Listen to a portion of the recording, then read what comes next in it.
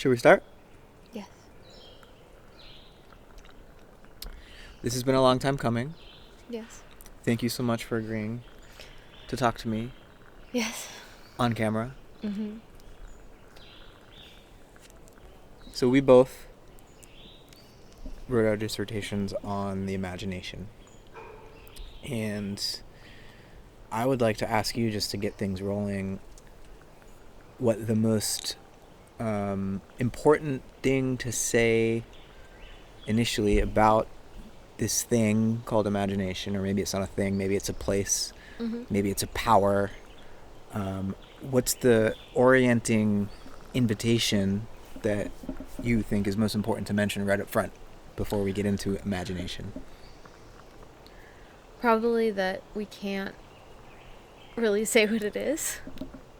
I mean, even in just what you described of, is it a place? Is it a human faculty? Is it a cognitive ability? Is it a quality of the universe itself? Is it an expression of God? Right. I think when it comes to definitions, what the imagination is, it inherently starts to break down as we try and get close to that. So it's a mystery.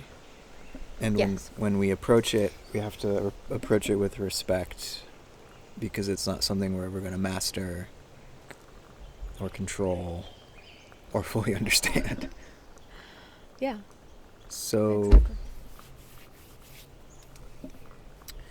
So we're inside of it? I would say so.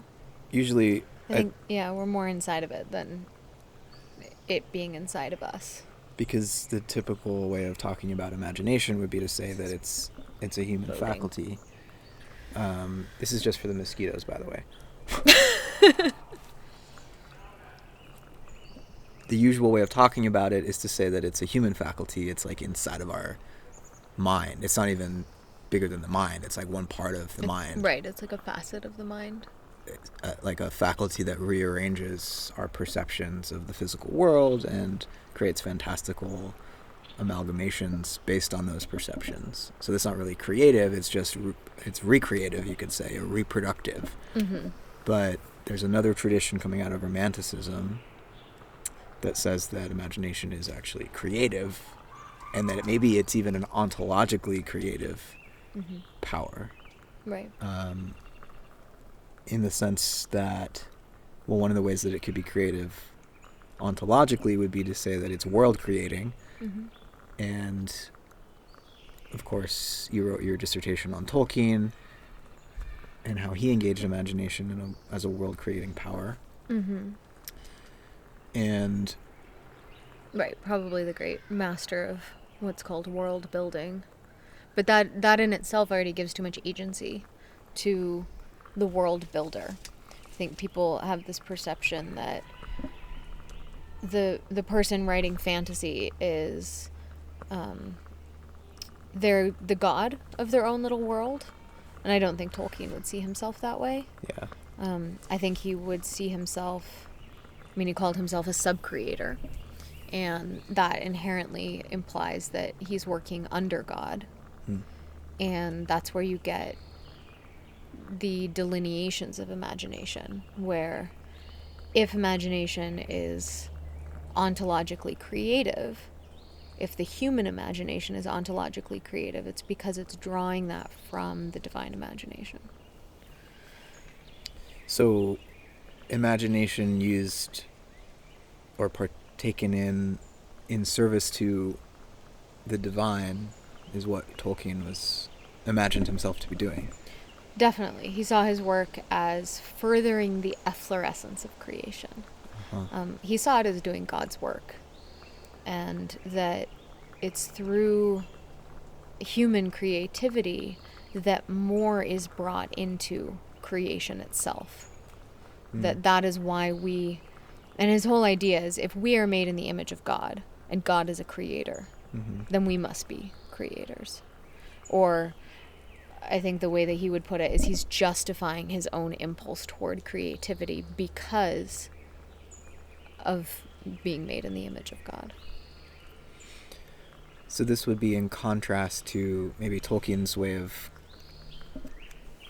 subcreating, would be in contrast to this other mode of, we have to admit, I think, highly productive engagement with this world-creating power that is more Promethean, maybe is a way to describe it.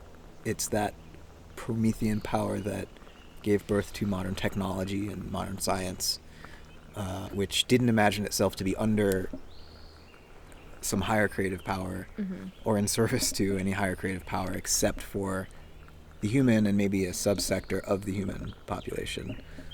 So maybe that's like a contrast to the way that Tolkien engaged with imagination. Tolkien is definitely an outlier in the 20th century and saw himself that way. He's trying to revert back to something, but in that reversion and going back and recovery of seeing his imagination as an expression of God's imagination, he's kind of doing something new as well. Yeah.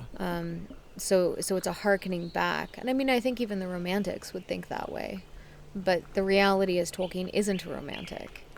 He's coming forward in a later time where that Promethean impulse that you're describing, where it's like, the best example of that, I think, is...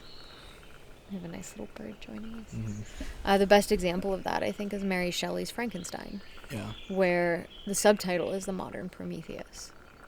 And that subtitle points toward the modern male impulse to create without the female.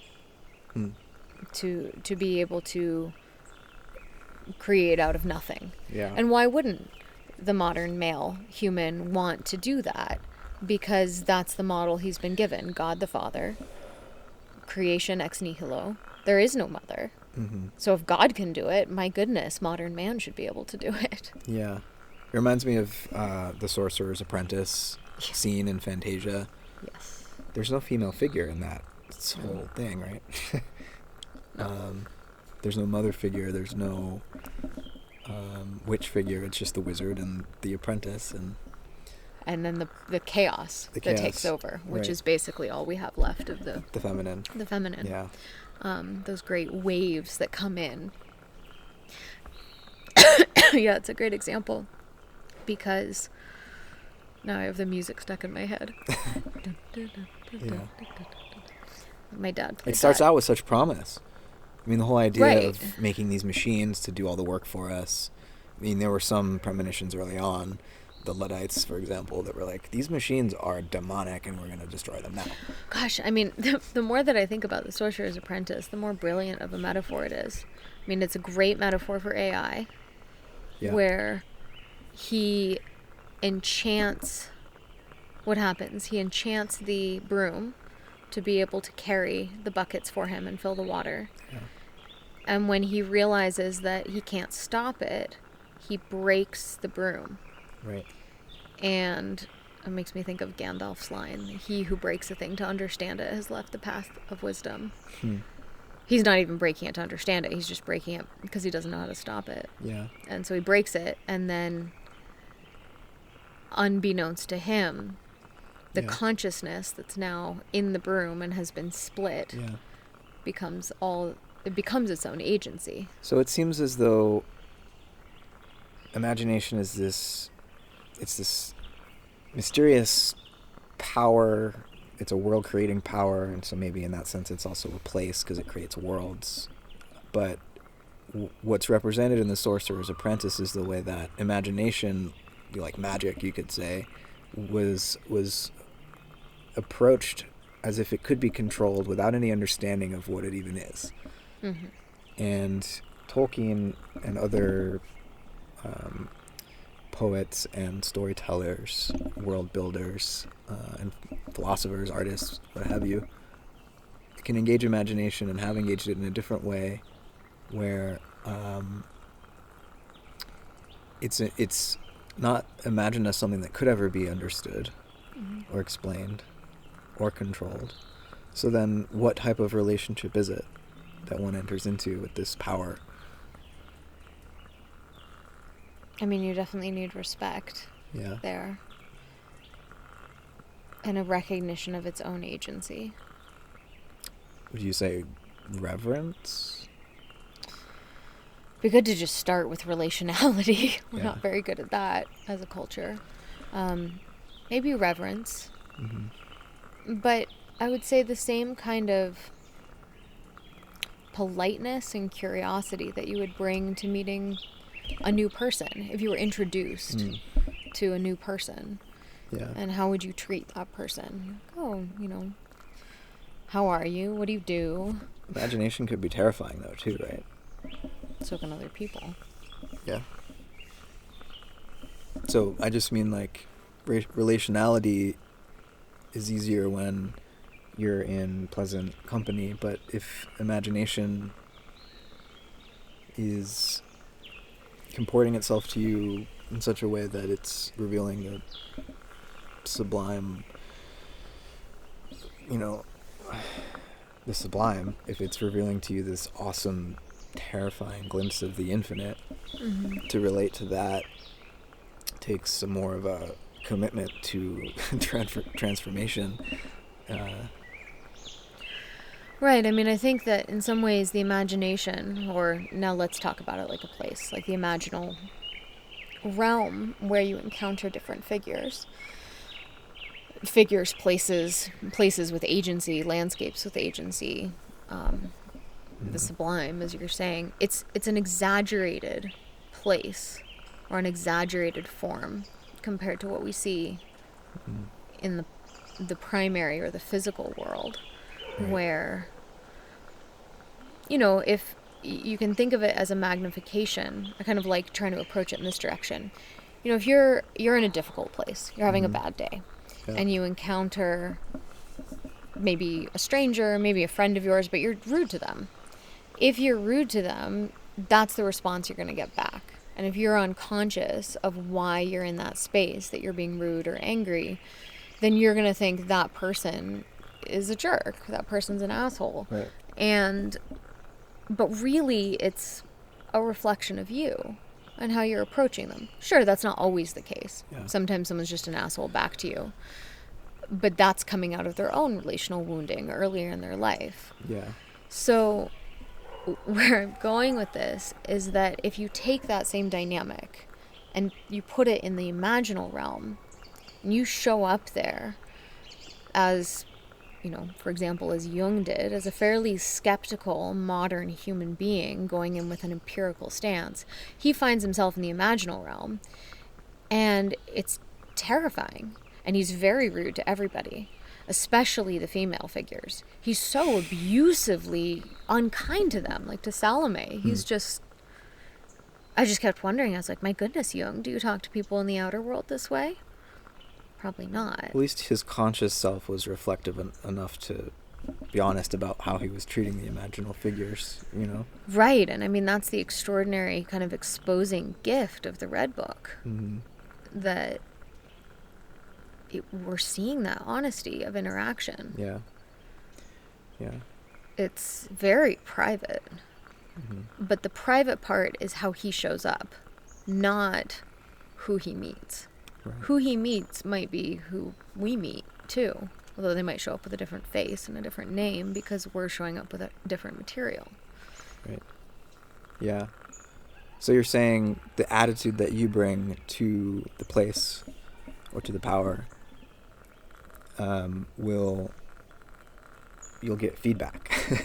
It's a participatory relationship, in other words. There's a reciprocality, and you arrive with a certain set of expectations, and the imaginal realm is going to meet you in those expectations and give you... It's going to seek balance, I guess, right? In some way. And I think part of what's so important about that is that if we encounter it in that really magnified, exaggerated form there, when we come back to this world, we can reflect on the same things. And the way that we learn to show up in the imaginal realm, if you apply that to these kind of external interactions, you've grown. Yeah. You've made a fundamental change at a relational level. So I think it's important to point out that there is I think for both of us, a inherent benevolence in the power of imagination, or intrinsic to the place of imagination, in the sense that it's trying to help us, move toward wholeness. It's trying to help us grow. It is itself, and we are part of it, a process of growth. And when you have wholeness, it encompasses everything. So it encompasses all the ugly parts, the shadow parts, the terrifying parts. Yeah. That's what wholeness brings. So, it seems to me that some people relate to imagination, and some people even that have great creative power in their expression or capacity to tell story or to make art of whatever kind, but yet they don't seem to themselves believe, and their work doesn't seem to reflect this idea that there is something benevolent about imagination, right? Can you say more? Hans Geiger. Hans Rudy Geiger? Yeah. The artist who did Alien, and you had the opportunity to meet him, I think a few times, right? I met him. I definitely met him once. Yeah. I think it was just the one time.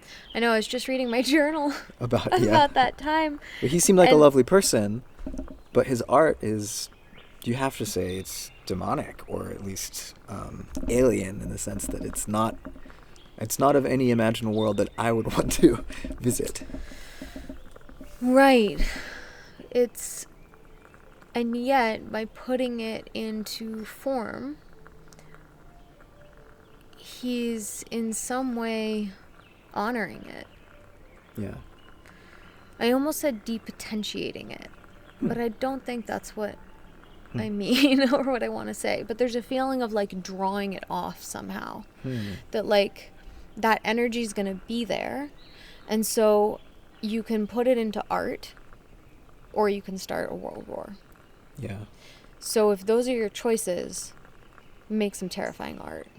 Right. Yeah, so it's like an outlet to let off the steam of destruction.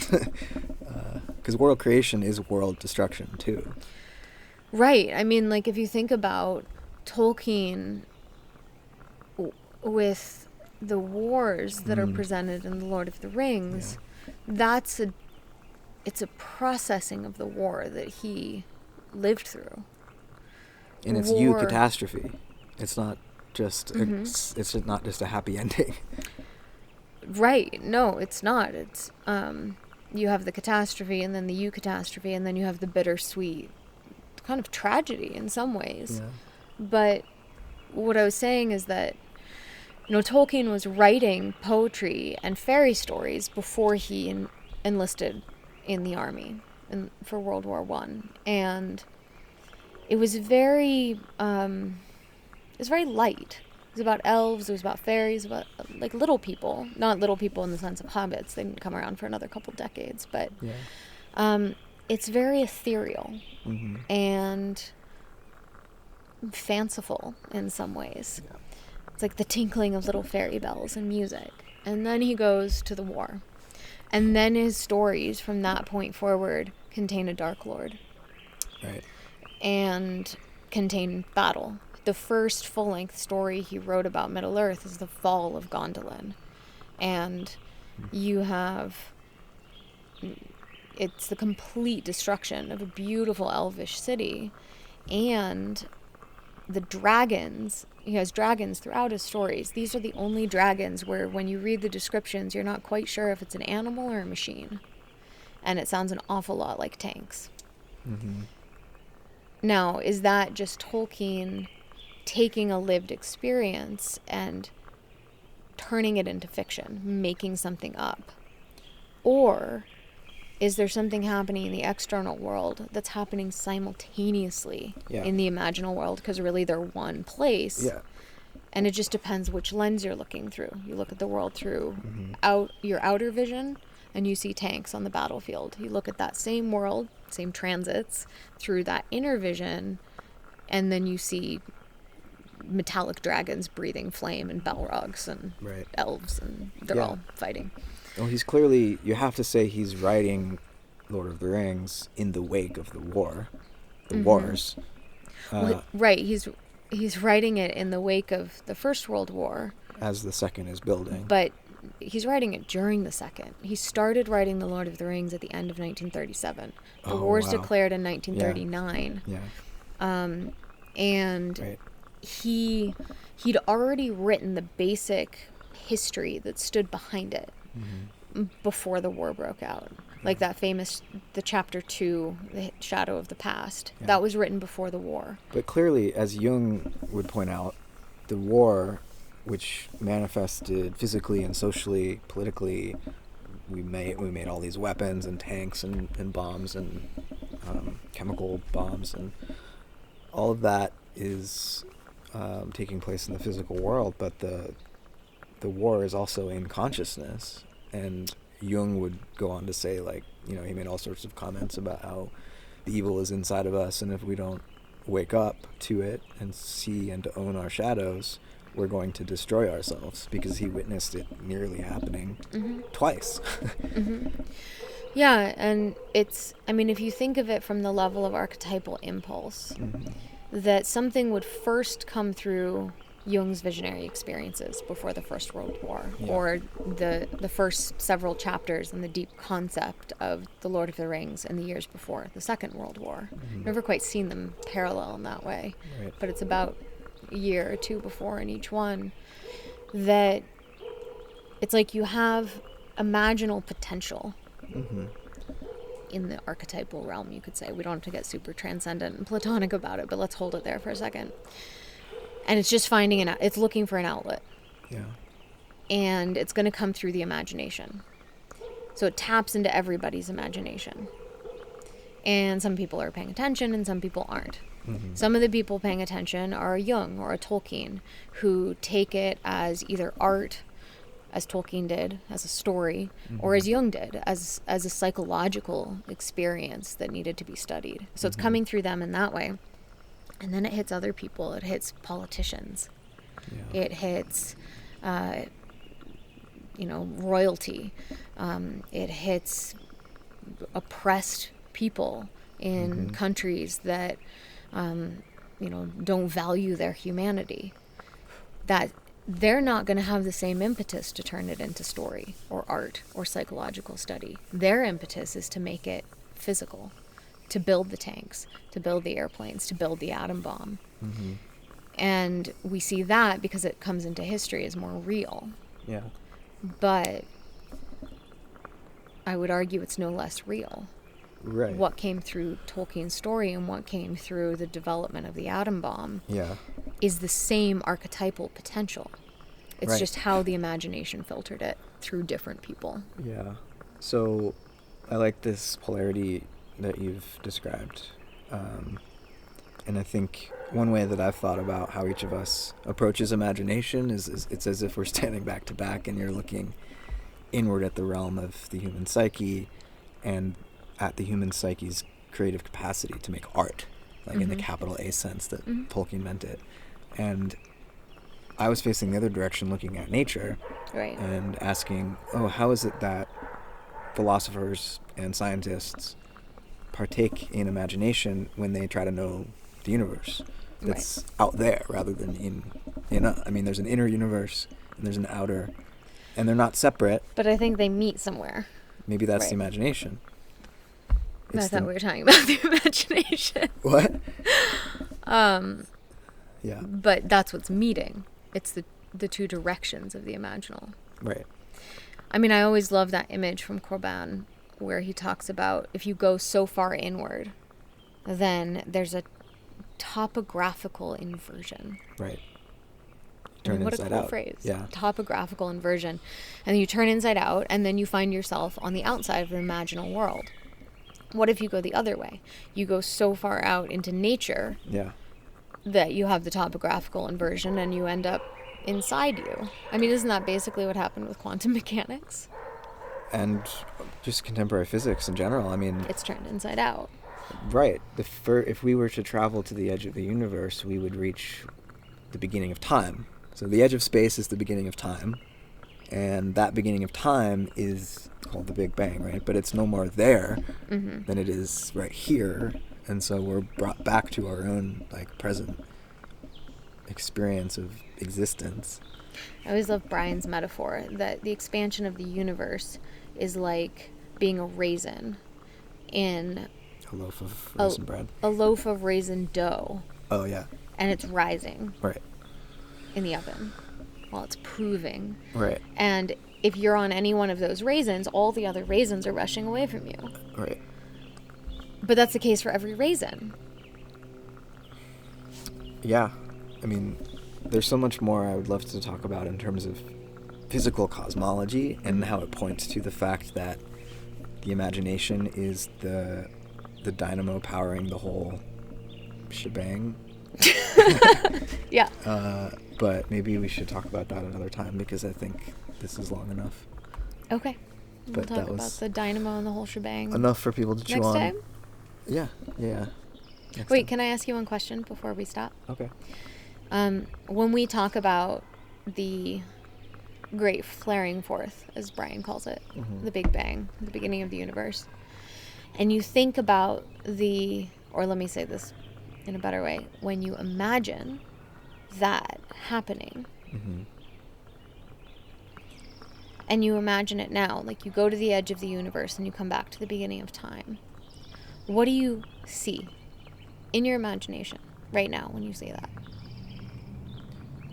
Light slicing through darkness or darkness enveloping light, but the light it's just light with agency and darkness holding it somehow. That's what I see. I see there's a lot of darkness too, but somehow when I end up at the edge of time, it's like this kind of speckly red light in an eternal sphere on the outside. There's definitely a redness to it. And that's the edge. Well, it's a good image, as good an image as any to end on. Sounds good. So, part 2 will be the whole shebang. Or something like that. Thanks, Becca. Thank you.